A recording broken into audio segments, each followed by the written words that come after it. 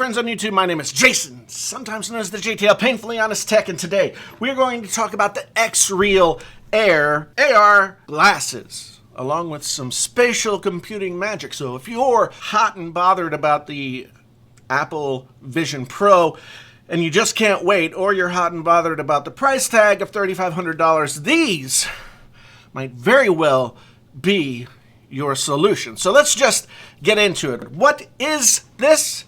Well, these are AR glasses. They go over your face like so, and then you have screens and all kinds. You can watch videos. You can use it with your mobile devices. You can, unless it's a Pixel, you can use it. Unless it's a Pixel, you can use it with your PlayStation, with your Xbox, with your Steam Deck, with your iPad, with your iPhone, as long as you've got a Lightning adapter and for the HDMI. And Xreal does, in fact, sell an adapter. I'll put the links to all this stuff down in the description below. But the new and exciting thing about these is Nebula for Mac, which gives you a brand new opportunity for spatial computing well before the Apple Vision Pro comes out at 1/10 the price, $379 as opposed to $3,500 plus tax. I've talked about these before when the company was still called Nreal. They're now called Xreal. What does this thing come with? It comes with a carrying case, a nice little pill-shaped carrying case, just like the Beats pill of long ago. You've got your Xreal Air. You've got 3 nose pads. You've got a light shield that goes over like so. See, fits over here, clicks into place, and then you've got light shield. But the Xreal Airs, whenever you're wearing them, you can actually just have them on, and they're like sunglasses. They really just go on, and you can see through them. Now, I have my prescription glasses on, not an ideal situation, but I was able to adjust the nose pieces to a slightly higher height. And now I can wear them and sort of see, whenever I have them plugged in, I can see all the screen that's virtually in front of me, and everything is good. You get this little frame for prescription lenses. You get this USB-C cable, and then you get a nice looking little cleaning cloth. So that can all just live in this case. You open it up, you see you've got your cord, you've got your space for holding your prescription lenses or something else, and then you just close it up and zip, and away it goes. Now let's take a little walk around so we can get an idea of what we've got here. So we've got the lenses. Inside here you've got 2 mini LED displays, 1080p, 49 pixels per, I don't remember how it's 49 pixels per however they measure pixels for this. 90 hertz refresh rate, so that's better than 60 hertz. You've got a power button here. You've got a rocker back and forth for brightness. You've got 2 speakers here. You've got these detachable nose pads with 2 additional ones in the box if you want to change them out.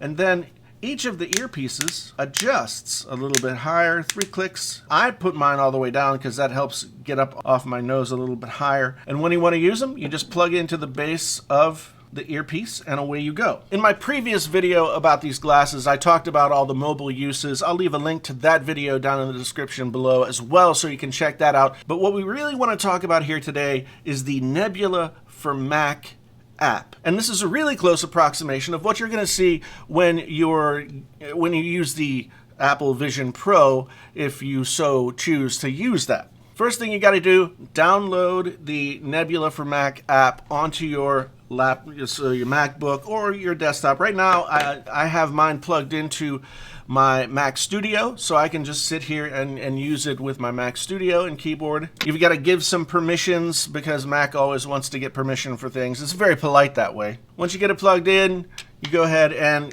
start the app, and it'll ask you to plug in your glasses. The Nebula app will give you the option to have a single screen, double screens, or triple screens. You can also change the angle of the multiple screens. So if you have 3 screens going, you can kind of have it this way, and then you can actually make them go flat, or you can angle them in. And I found that angling them in makes it nice. Now, when you get the multiple screens up there, the one thing that's really cool is that the screens don't follow your head. Instead, you turn your head this way so you can see the screen on the right.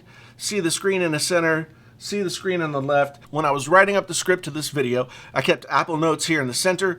Over on the left, I kept the PowerPoint that they sent me about the device so I could get the information that I needed over here on the left. And over here, I had my messaging app, I had Apple Music, I had all that going on over here. The cool thing about this is, if you are working on a MacBook or you're working at a desktop with only one screen, you could have a 13-inch MacBook Air, for that matter. Plug this into one of the USB-C ports, Thunderbolt 3, Thunderbolt 4, whatever it is, and then you have not one, not two, but 3 screens that are the approximation of anywhere from 130 to 201 inches right there in front of your face. They're all nice and spread out so that you don't have to have all kinds of apps on top of each other or use multiple desktops.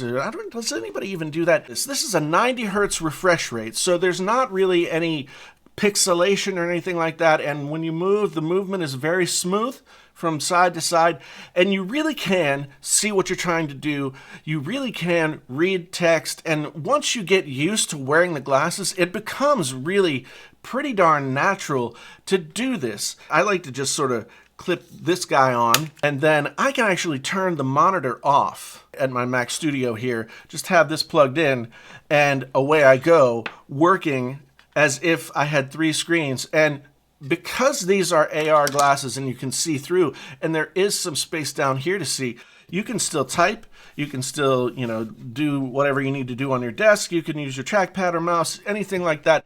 And it's not really obscured, you're not blinded, it's not like a VR headset where you have this giant goggle on your head. So it's a pretty cool way to experience spatial computing. Spatial computing, as it's defined, is the ability to work in a virtual space that isn't represented in the physical world. So you have projected out in front of you 3 screens or 2 screens or 1 screen or a film or whatever it is that you want to do with these.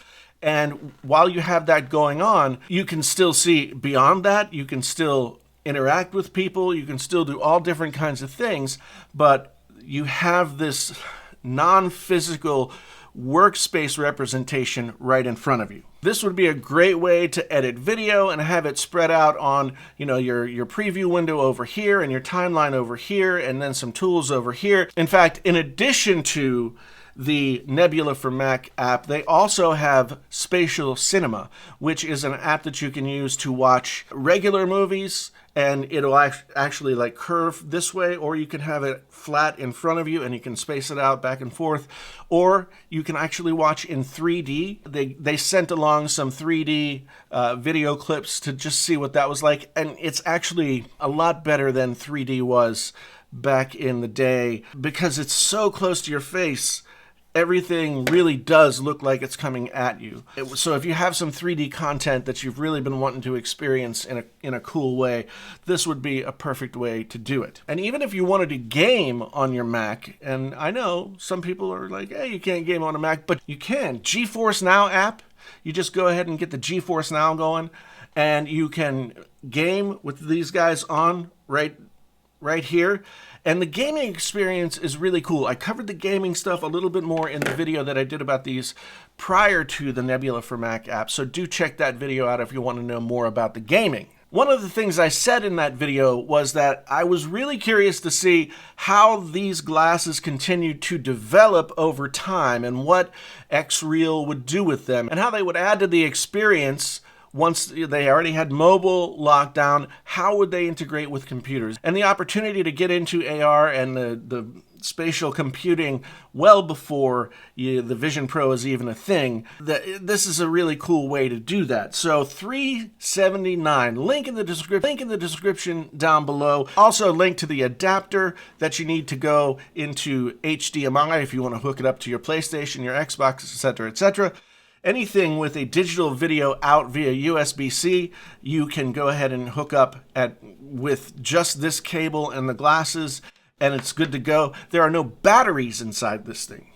It just takes power from the device, and I haven't noticed any power drain when using it with a laptop or when using it with a mobile device. Do check them out. The Xreal Airs, now with Nebula for Mac.